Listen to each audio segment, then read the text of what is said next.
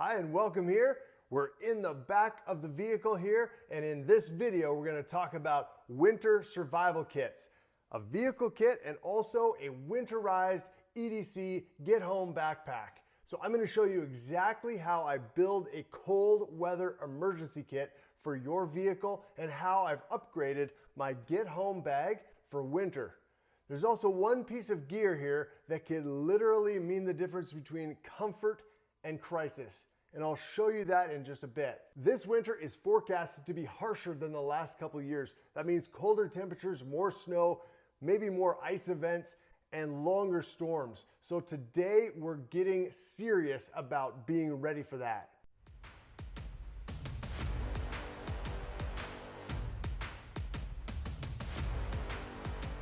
Let's start with why this matters. Well, every winter drivers get stranded. Snow drifts, icy roads, mechanical breakdowns. It happens fast. And it happens to people who thought they'd just be a few minutes from home. Because in regular circumstances, that's really what it is. Maybe you drive 15, 20 minutes, but in a major storm, it can be a long ways.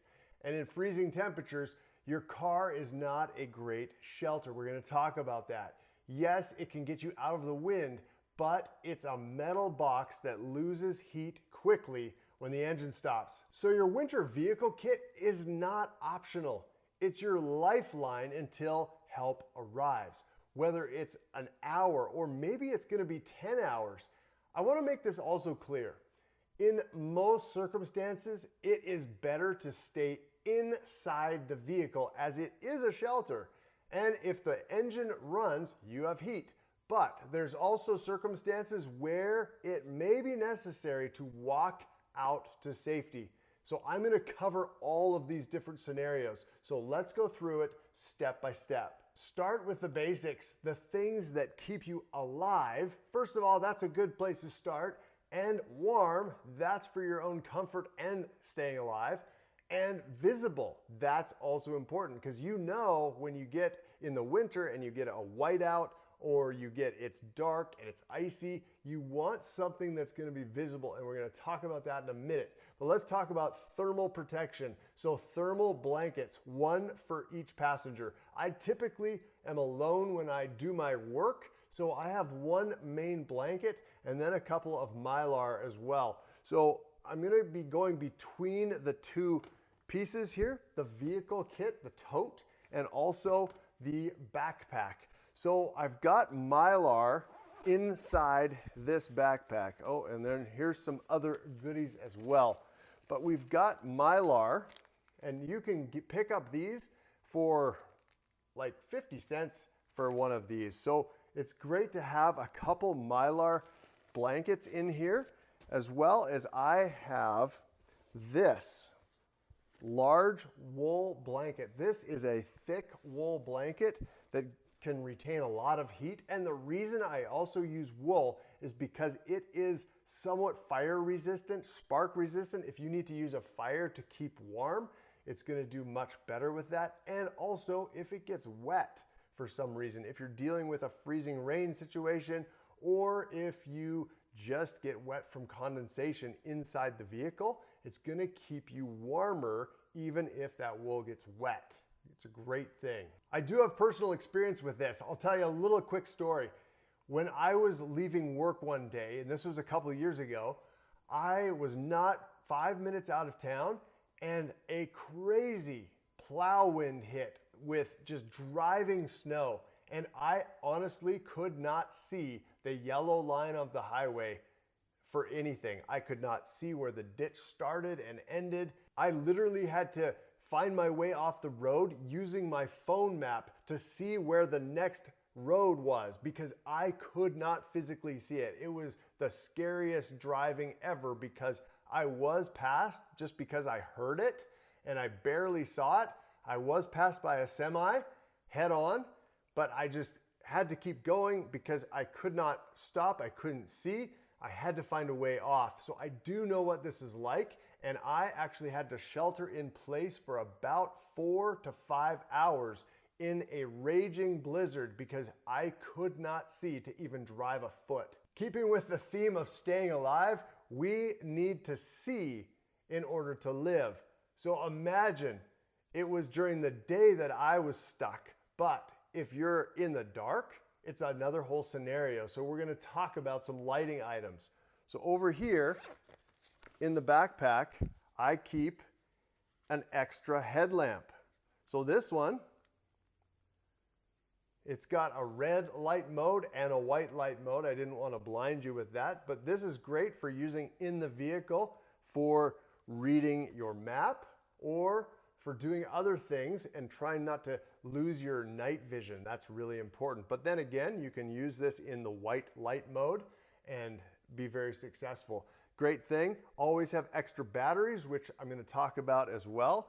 They're in here, and they're also for my extra EDC little flashlight, which if you've been a part of this channel for some time, you've probably seen this little light a few times. So it's always in my pocket, ready for events such as this. So at least 2 different lights and multiple battery changes for both of them, because you don't know, batteries tend to not last as long when it's very cold. So you want extra batteries. So talking about extra batteries, they are in the backpack. So they're in a little compartment here. And of course, I always keep them rubber banded together and also in a little Ziploc. So there's a couple changes out for each of them, the headlamp and the flashlight in there. So I always keep extra batteries, and they're always in a spot where I know where they are. So if my light fails because it ran out of battery, I know almost by feel to go in that center pocket and grab that thing out. So then I can change those batteries. The next piece of staying alive is kind of a no-brainer, and it's about being visible. But how many people have a high-vis vest or jacket in their vehicle for a time like this? So what you do is you can go to the dollar store and grab a high-vis, this is also reflective, vest that you can just put over your coat. If you are anywhere outside your vehicle, always a good idea. If you are near a roadway or something like that where you could possibly be hit, you want to have something very highly visible. And you know what? In driving snow, this is a lifesaver. Another piece on staying alive is you want to keep the liquids that are supposed to be in your body inside your body, and things that are outside your body outside, right? So let's talk about first aid. So in here, you that have been with the channel for a couple of months have seen this. I actually did a video on how to build this exact one a couple of months ago.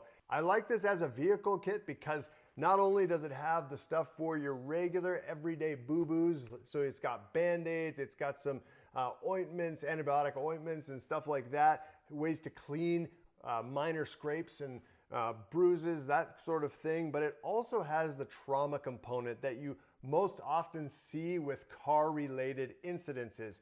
We're talking about bleeding. Like I said, if you want to stay alive, you got to keep those liquids inside you. So a cat tourniquet right on the outside, you can just pull this handle, rip that out, and you have a cat tourniquet that you can put on a leg or you can put on your arm. You can basically stop a lot of bleeding. And then for other bleeding, I've got hemostatic gauze. So you can pack a wound with hemostatic gauze in there. There's also regular, lots of rolls of gauze, lots of pads of gauze, and then bandages to hold them in place. Bandages are very important to have. Also, triangular bandages. So if you needed to splint a leg, you needed to splint an arm, you needed to sling an arm, it's all in this little case, and I do show you how to build this on that other video, so check that out when you're done with this one. But first aid, very important to stay alive. When we talk about conserving warmth in the winter in this kind of a scenario, most people forget it's not just about the temperature, it's actually about moisture control. And we're gonna come back to that when we get further into the backpack. Now, if your vehicle is stuck, you either need the tools to get it out or you need the tools to stay safe while waiting. First, here's a couple things to help get it out. In here, we have a compact folding shovel. This, you can chop away at the snow or ice that's in there. It's actually got a sharpened serrated blade in there, and it doesn't take up much space at all. Bet you didn't know this was a shovel until I took it out. But this is a great little tool to get your vehicle out. Sometimes it's all it takes is just to dig a little bit and then you're free. Another thing that goes along with digging is an extra pair of work gloves. These are amazing. A lot of us leave home with little foo-foo gloves, right? We're not planning on doing anything. We're not planning on an emergency. But these gloves come in handy when there's actually work to be done. And a lot of times you can slip these on over top of your the little gloves that you took with you. Another item to help you get out is sitting right behind me, and that is this bag of porous mineral absorbent, or something like kitty litter, right?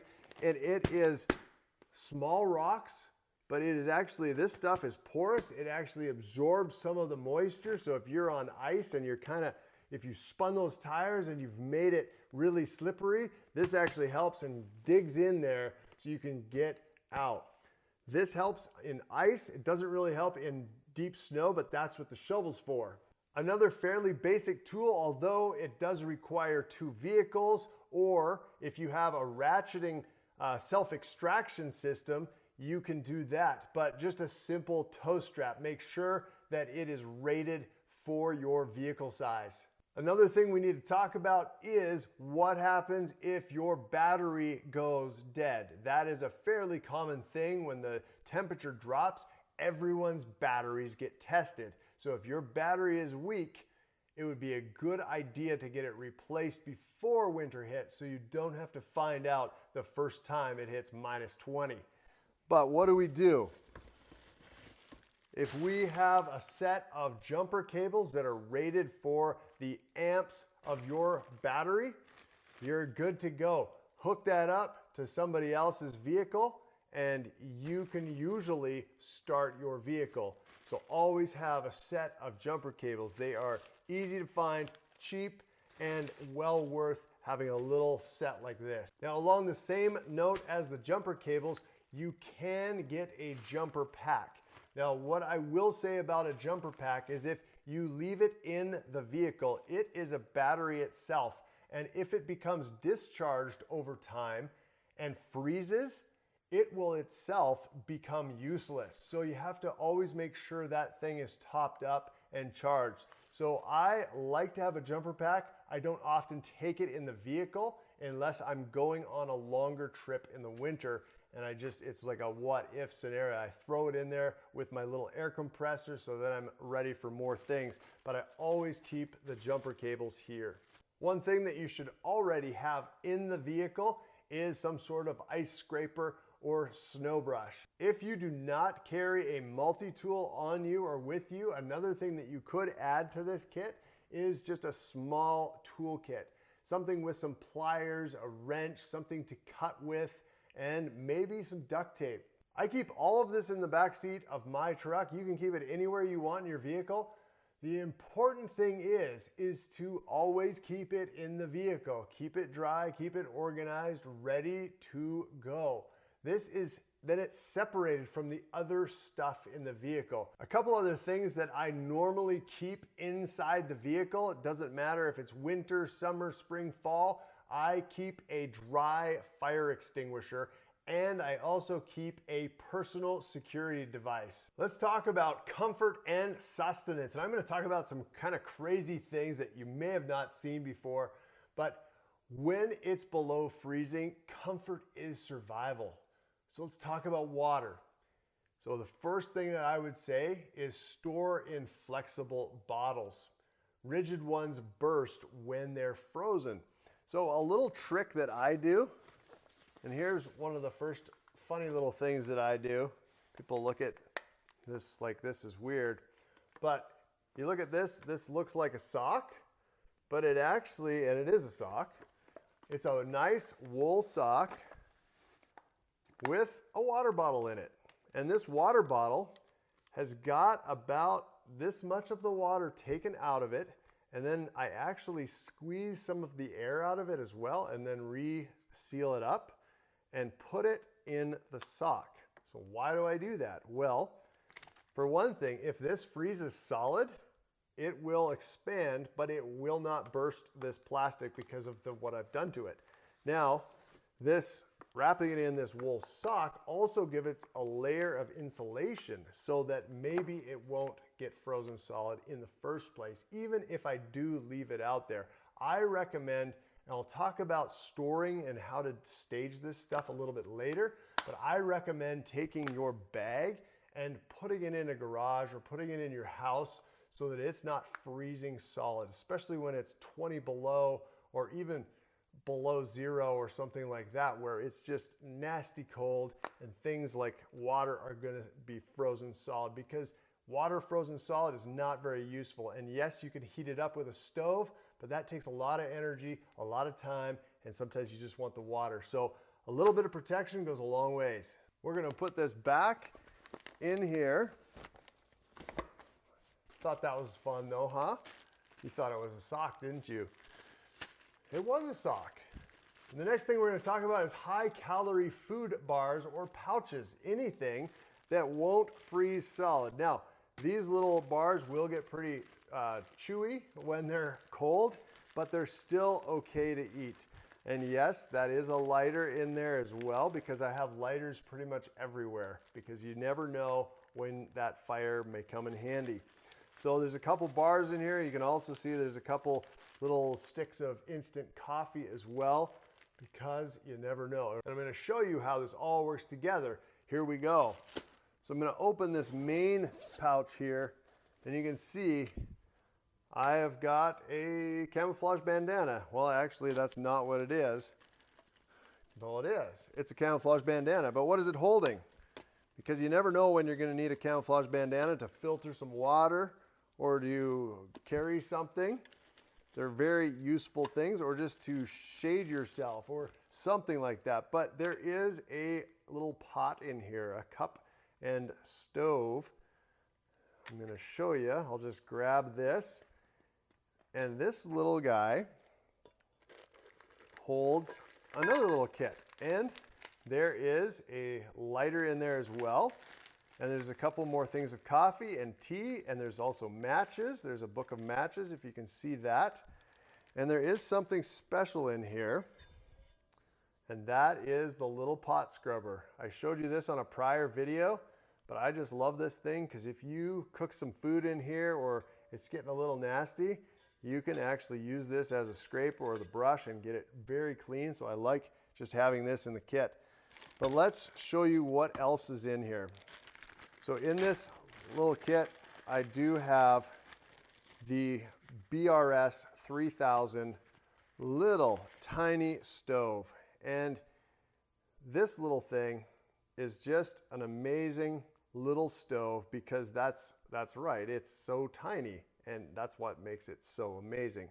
So you can set your pot on this little stove, and of course you need the fuel canister as well, but you have instantly a way to heat up some drinks, and that makes a huge difference when you are out and you are cold, you are stranded. Now you have to use wisdom when you use this in a vehicle. I've used it a lot in a vehicle, and it's totally fine. You can set this on the floor in the vehicle with your pot on top, and of course you can't be rocking around and doing crazy stuff, but keep this still, keep it okay. And you have to think about fumes a little bit, so you may want to crack the window a little bit while you're using the stove, because it does put off a little bit of carbon monoxide. But remember, you're only using it for a couple minutes, because you can boil this entire cup of water in about 2.5 minutes. So boil your water, have a little window cracked, and you are set for an amazing warm drink that's going to boost that morale. If you've been sitting stranded for 5-6 hours at night, I couldn't imagine doing that. But if you ever were, you've got the means to pick yourself up. You've got some coffee if you need to stay awake, and then you've also got some hot chocolate, some other drinks like that. You've got tea if you don't want caffeine or sugar in there. You can just have something hot and good. It could save your life. Like I said, very important things here. I'm going to put these away as we talk about some other warmth items. I love this little pot. I mean, I'll say it again. It's got the bat wing handles that you can have, but also the bail handle, so you can hang it like this. But I just like this little pot, and I just wrap it up in this and store it away. I'm not going to do that right now on camera, but I wanted to talk about the next thing, and that would be extra food. Now, this is different for everyone, and of course I've got things in here that I eat. I pretty much am a low-carb carnivore on the best of times. So I've got actually in here just low-carb or carnivore things like macadamia nuts. I've got some pepperoni sticks. I've got a can of chicken. I've got sugar-free coffee sticks. I've got some seaweed snacks of all things, just for some extra electrolytes in the form of salt. I've got some walnuts. I've got a tuna salad in here, and I've also got some bone broth. So a wide variety of things that are all low carb, have lots of energy for me, because that's what you need. So whatever the equivalent would be, you can have oatmeal bars, you can have like a Cliff Bar, you can have whatever energy protein bars, and that's what's in this. This is my, I would say, normal sort of eating bar, protein bar, an energy bar, that sort of thing. But you want to have those in there. The next thing down here is warm stuff. I keep an extra pair of long underwear. Why is that? Because a lot of us don't leave the house with long underwear on. Okay, maybe some of you do. Put it in the comments if you're one of those people that leave the house with long underwear under your pants. But a lot of people don't leave with long underwear on, and this might be a game changer in the vehicle. All you have to do is slip them on, and then you have an extra warm layer. So that's an amazing thing, and that's what this is all about. You can put an extra hat, you can put some extra gloves like I showed. They're all important ways to keep the body warm. These are not luxuries. These are morale boosters. And morale is what keeps you moving smartly instead of panicking. Let's talk about power management and communications. So I carry a power bank battery. Now this is what charges up my phone, and you can see in here I've got the cord that matches up, because that's the worst thing. If you've got a battery bank but you don't have the cord, it's pretty much useless. So I've got both, and this will charge my phone about 3 times. So I love this little thing, and you can charge any USB device, but I can charge my headlamp as well if I don't want to use those batteries. But having a really good power bank is amazing. And again, in a Ziploc, because I like to have water protection. So that goes in there. And I want to show you the other thing, communication, having an emergency radio. Let's turn it on. There we go. Fully charged, ready to go. You can see that. Having a NOAA-enabled emergency radio is a great thing, and it's just a great thing if you are relatively close to home and you have someone else with this type of radio. You can actually use this even if the cell towers are down, even if there's something crazy going on. If you're not that far away, you can use this to call someone. You can also put this on a scan mode, and it'll scan all the channels out there, and you can see if there's anybody else that's transmitting, and if there is someone transmitting, you may be able to get a message to them that you need some help. We'll put this away. Another thing that's really important to talk about is having a paper map of your area. That's so important. We live in the age of, I grab my phone, I punch this in, or I speak it in where I want to go, and there it is. What if that system isn't working? Maybe because the ice storm's actually taken down some of the transmitters. You need to be able to know where you're going. It's great to have just a cheap little compass. You can get one at the dollar store that at least tells you your directions, right? North, south, east, or west. Then you can look on your map and it'll say which is north. Then you can figure out where you're at and where you need to go. So really important things here. If you are off the grid, and I think that we are going to be in some situations that are going to be really different from what we've seen in the last 20, 30 years, you're really going to be glad that you put this kit together. Those of you who watched the episode of Vehicle EDC that I did a few months ago, that was in the spring, and I did this backpack, and I had a light jacket that's a water repellent jacket as a jacket, a packable jacket that went in there. I've changed what I have in this backpack for winter. So I've swapped out that jacket for that base layer. I've got that moisture wicking thermal in there. You can put tops and bottoms in there. I've got some bottoms in there. It's because a lot of us don't leave the house with long underwear on. Maybe you do all winter long. I don't know. But regardless, this is an extra layer that you can put on if you're in a bad spot. Also, have a mid layer, a fleece or something. I pack an extra lightweight hoodie. If I can get it out of here. Right here. It's just a lightweight hoodie, but you know what? If you need just another layer, you've got it if you're in a bad spot. Okay, now let's pull out my big winter parka out of this backpack. Oh, wait a second. It's not in there. What's going on? Well, it's winter. If you're leaving your house, you should have your big outerwear, your big parka, your big winter gear on you, or at least in the vehicle. You shouldn't leave home without it. So I'm depending on you guys to wear a winter parka or something like that, have it in the vehicle. You don't put it in a kit because that's just extra stuff to keep you comfortable and warm in an emergency. All right, well that covers the parka, but what about big insulated gloves or a hat, an insulated hat? Well, are they in here? No, they're not. I always have insulated gloves or mitts or a hat on me or in the vehicle.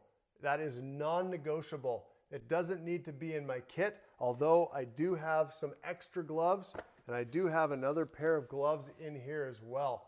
Just some smaller gloves, but you need to have those big winter glove items with you on a trip. It's very important. So these extras are for if your gloves get wet or if you need more warmth. You can slip that extra pair of gloves on, maybe underneath your other gloves if it's really cold. Also, a warm wool blend, change of socks. They are actually in here. So this little package is another nice wool pair of socks and a change of underwear.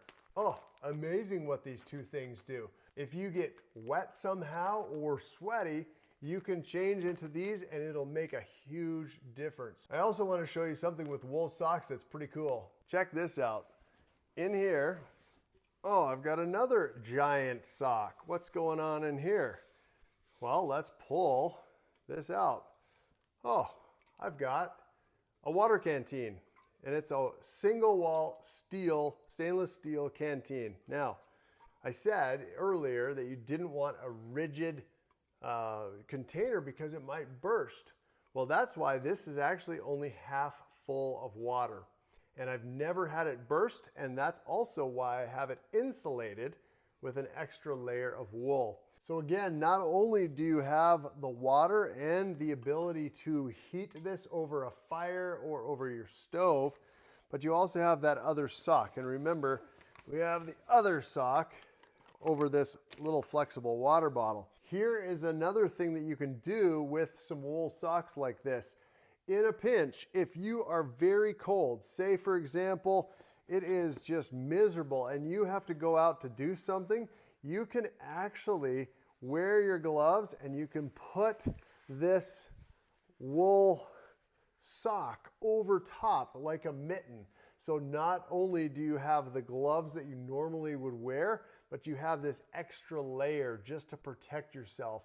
So I'm talking extreme emergencies. This might look a little goofy, but it might save you from frostbite. So we're gonna put this back away And I know I talked to you about the stove, and I wanted to talk to you about the fuel for the stove really quickly, because this isobutane, it can be a problem when it's really cold. And I wanted to really quickly give you this tip. 10 minutes before you're going to use this with your stove, put it underneath your coat. So if you've got an inside pocket, put it in there and warm this canister up, because it's going to get up to a nice body temperature and it's going to work so much better. If you have a canister that is frozen solid, like it's -20, it's 0 degrees, something like that, and you try to use it, not much flame's going to come out, if anything. So warm it up to body temperature, you're going to be awesome. Another thing that we should really talk about is footwear. Have you ever had cold toes? It is like the worst. And this is really important. I have a really good tip for you on keeping your toes warm. But the first thing I want to show you is what I keep in the vehicle, and these are Arctic Sport muck boots. And these are rated for 40 below. I don't think they work that low. There might be like -20 below. But if you've got some good wool socks already, as you should be wearing in the winter, and you add this as an extra layer, because they're waterproof and they are insulated, and you can walk through pretty deep snow with this. So I like these for that purpose. In a minute, I'll show you another thing that you can do to really boost your survivability and comfort in an emergency like this. But let's talk about shelter and heat. If you get caught in sub-zero temps, shelter becomes so critical. The vehicle can only keep wind away. And if the engine dies and if you have to walk, well, here's a couple things you can take with you. What I've got in here, and we'll get to this, but down in here, I've got one of these, and this is a emergency bivvy. It's just a simple little emergency bivvy. It's basically like a really super tough Mylar sleeping bag, and you can pull this on and use it like a sleeping bag. It reflects all of that heat in. So let's keep talking about this. I like a lightweight tarp or one of these. This is a military poncho.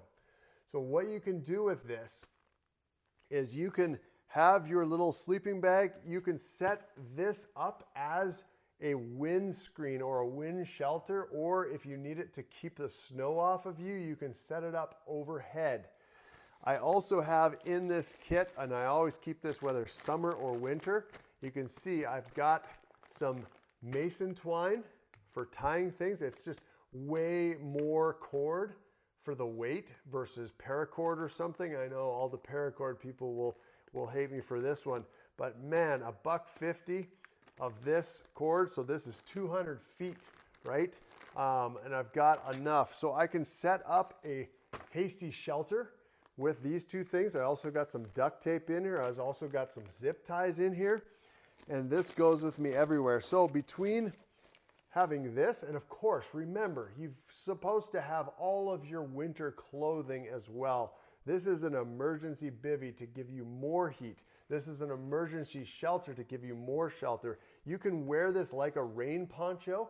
And if you search the internet, you can see some videos with some people using even like a tea light candle over top, having one of these military ponchos over top and using that little tea light down underneath them to keep themselves warm. So you can do an amazing thing with just these couple items. On top of these shelter items, of course, we've got our wool blanket and we've got all the clothing we're wearing. So we should be fairly warm no matter what. There's one thing that a lot of people overlook, and they often use them for sports events or something else, but they don't put it in all of their kits. These can make all the difference for a couple dollars to your comfort and possibly also to save you from frostbite. Let's get in here. I've got them in a separate zippered compartment here. And what are they? Well, they're hand warmers. Chemical hand warmers can make a huge difference. They weigh almost nothing. So I've got these 8-hour hand warmers. I've actually got 3 pairs of these. So there's 6 hand warmers in here. And then I have 1 pair of toe warmers. Now the toe warmers, I've used them before when my toes were absolutely really cold. They were going completely numb, and I'm sure a few of you guys know what that feels like. So I actually ripped open a pair of these and stuck them in. You just stick them down. They stick into the very bottom, the toe pocket of your boots, and they start getting warm.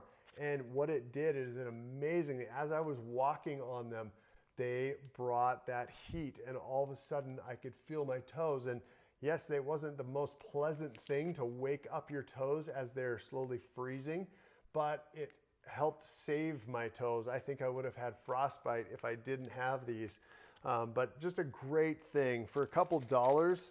Like, you know, this might be $3, but it's gonna save your fingers and toes and also make you more comfortable if it's not such a severe thing.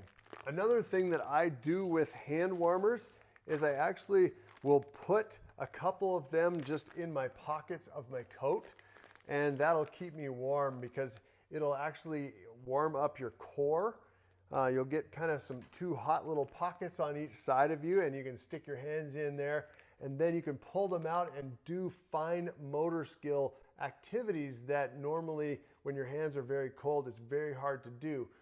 So this really increases your dexterity and just your comfort level. Very excellent product. Let's continue talking about a few other tools. Navigation. We already talked about having a paper map. We already talked about having the compass. You want a red lamp to read this possibly. It's just a great thing so you don't lose your night vision. Having extra tools like a large knife can get things done. It's nice to have this in your pack just for doing things. If you need to cut some cordage, I also always carry a little pocket knife right here. This one's another little flipper. I like it, but it is not the same as having a larger knife like this.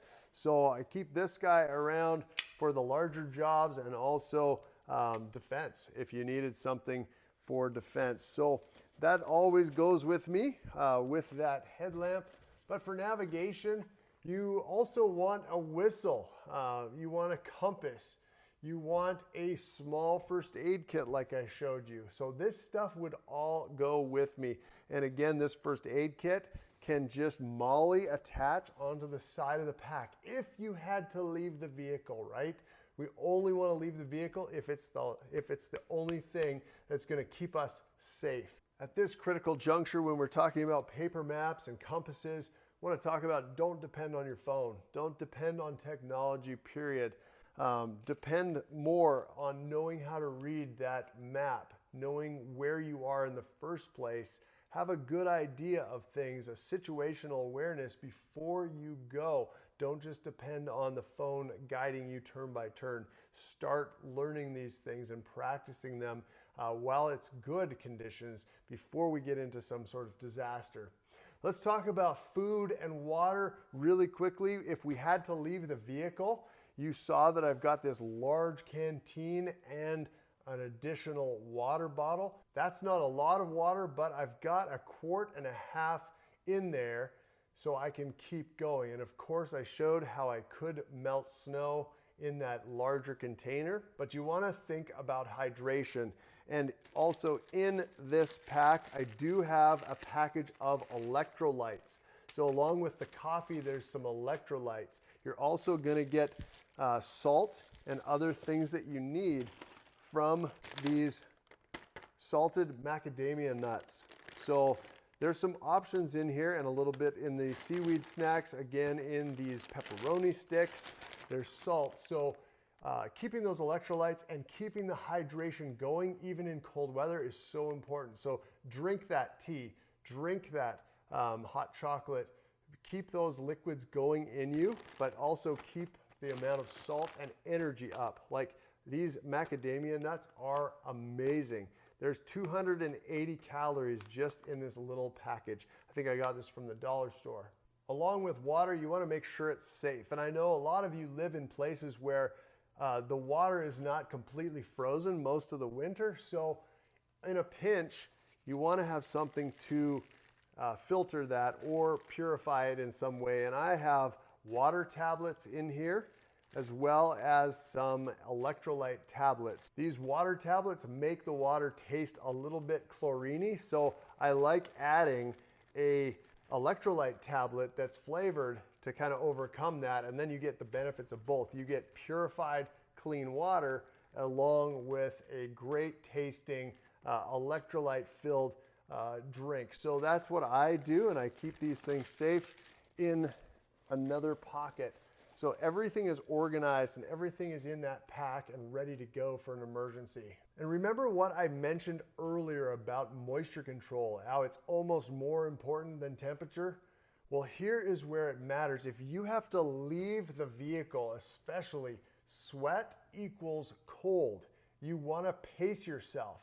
You want to use appropriate layering, because if you have too many layers and you sweat through a couple of them, those are just going to be wet and make you cold.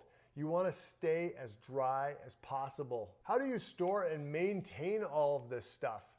Well, having all this gear is pointless if it's just buried or frozen solid when you need it. So here's my recommendations. Keep your vehicle kit in a sealed plastic bin or tote like this one, where you can actually seal this up. I'm obviously going to have to put all this stuff back in my backpack and put the lid on it. But once you have that lid on it, it's protected against moisture, and it's also protected against rodents from possibly sneaking in there because they might smell the food or something like that and actually get inside your vehicle and get inside your emergency kit, and that is not good. So keeping it in a rodent-proof tote is a great thing. Also, store your get-home bag in your house or in your garage when the temperatures are going to be really cold, because like I said, you can sometimes overcome a little bit of freezing activity, but if it's going to be frozen for days, you're just going to end up with rock hard water, and that is not what you need in an emergency. Also, check your batteries and expiration dates on all the food seasonally. So make sure you're rotating those batteries and the food every season. Also, rotate out those hand warmers. I like to put fresh ones in every winter just to make sure they are absolutely good to go. After every storm, if you've had to dig into this, make sure, do a check, restock whatever you need. Think of this like insurance. It's a small effort now for peace of mind later. Winter is coming and it's forecasted to be a really rough one.